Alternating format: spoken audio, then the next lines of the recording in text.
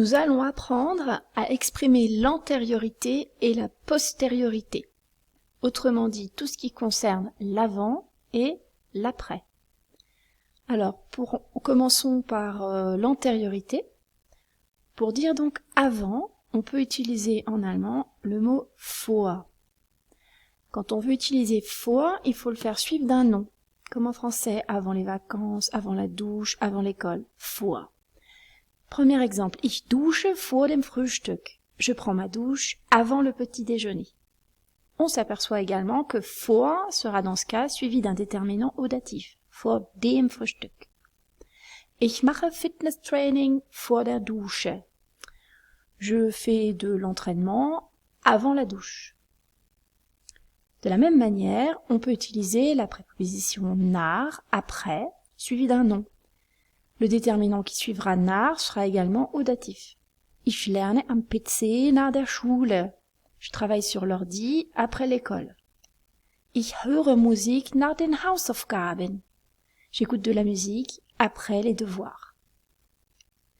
On peut également utiliser bevor. Bevor qui signifie avant de, avant que. Un exemple, ich frühstücke bevor ich in die Schule gehe. Je prends le petit déjeuner avant d'aller à l'école, avant que j'aille à l'école. Dans les deux cas, en allemand, on utilise le présent dans la principale, ich frühstücke, et dans la phrase où il y a bevor ich in die Schule gehe, au présent donc. Le verbe conjugué après bevor se trouve à la fin de la phrase. Un autre exemple, ich habe geputzt, bevor wir in die Schule gegangen sind. J'ai fait le ménage avant que nous n'allions à l'école.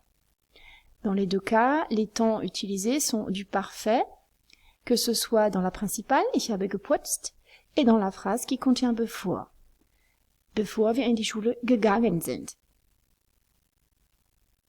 On peut également utiliser nachdem, après ou après que. Après sera alors suivi d'un infinitif plutôt en français. Exemple, ich gucke Netflix, nachdem ich gelernt habe. Je regarde Netflix après avoir travaillé ou appris. On utilise le présent, donc dans la principale, ich gucke Netflix, et on utilise le passé composé, on dit en allemand le parfait, dans la phrase qui est avec nachdem, gelernt habe. Les temps sont donc différents. De la même manière qu'avec bevor, le verbe conjugué se place tout à la fin de la phrase. Ici, c'est habe, l'auxiliaire. Une autre phrase avec nachdem. Ich kochte, nachdem ich Monopoly gespielt hatte.